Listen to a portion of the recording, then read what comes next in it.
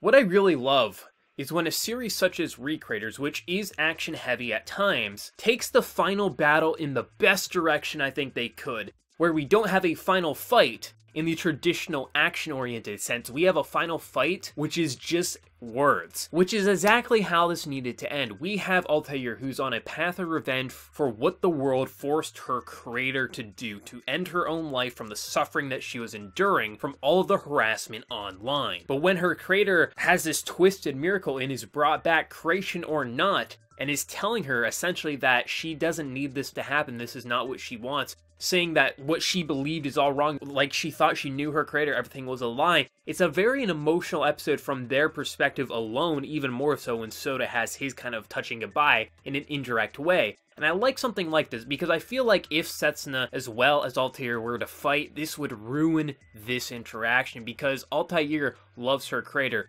Creation or not, that is her creator, and her creator feels how she did when she created her, kind of a thing. So to have this episode just be them talking in the creation that Sota made, he recreated Setsuna, that was his creation in this train scene here, but it's something that can't last. She will have to eventually commit suicide like she did in her own thing. It's just a twisted miracle that brought her back in her original kind of form there. However, I loved the dialogue between Setsuna and Altair. I just thought it was emotional. She was kind of contemplating what she should do. Should she strike down? This is such a cheap trick that they pulled on her, and it is a horrible thing to pull, but when it comes to stories, these types of things can happen.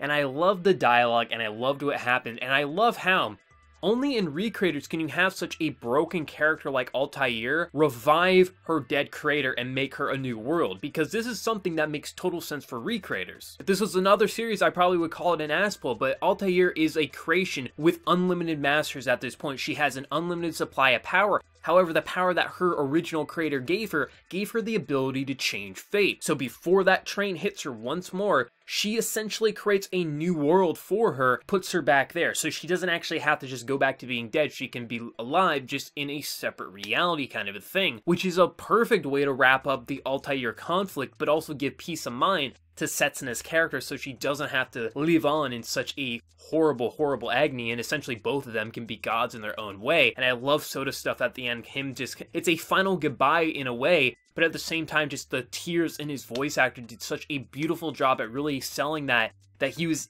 in so much pain, but also just kind of like showing us what was he drawing all along. It was Setsuna, this is what he wanted to make, and even though he can't directly tell her this, what she was telling kind of the audience about how these glasses are very important to her shows Sota that she doesn't hate him, things like that, and it's just a peace of mind, but it's also a bittersweet goodbye for him, and I love that. Because I was a little skeptical if they were going to go action or what they were going to do, and I love how Recreators had the balls to do this type of ending here, because the final episode next week is clear as day. It's going to be an epilogue, full epilogue episode, which I love, but I thought there was going to be a lot of action. I feel like we've had enough action in Recreators, and I felt like this is a series that would have just pandered to what most would have expected or wanted, just a lot of action and then maybe 5 or 10 minutes of emotional goodbye with dialogue, because sadly with a lot of modern anime it has to be explosive or it doesn't sell. But Recreators went in a very interesting way with their dialogue that made me very impressed and very thankful that the writing team went the way they did. This has been a big build up for this series, 21 episodes, and they've done such a spectacular job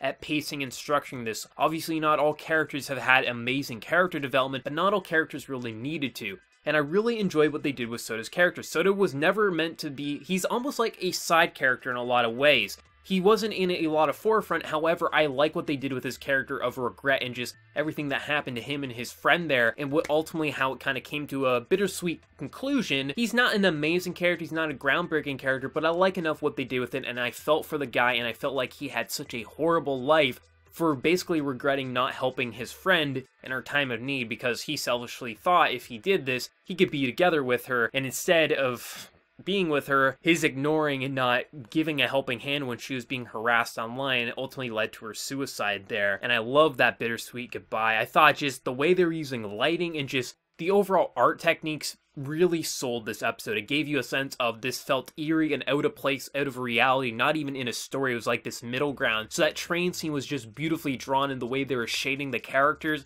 The voice actors on point. This was an emotional episode. This has been a good week for emotional series. You got Made in Abyss, you got Virgin Soul, Rage of Bahamut, Virgin Soul, you got Recreators. This is a good season for anime where you have these powerful episodes, and this was a great episode, and I'm dying to see how the epilogue is going to go down and how the creations are going to go back to their individual worlds, or if they're going to stay, how this is all going to go down. I'm going to be curious as well if we're going to see any more of Cessna and Altair. I do feel like this is goodbye for them, but we will have an epilogue. I wouldn't be surprised if we do some time jumps within that epilogue next week, but it'll be exciting to see how the series ultimately ends. But I love this episode. Let me know your thoughts down in the comment section below. What did you think of this very emotional and powerful episode, and how excited are you for the epilogue next week? Let me know your thoughts down in the comment section below. Before I leave, smack that like button to share your support. If you're new to the channel, be sure to subscribe. So until next time, everyone, please take care and have a good one.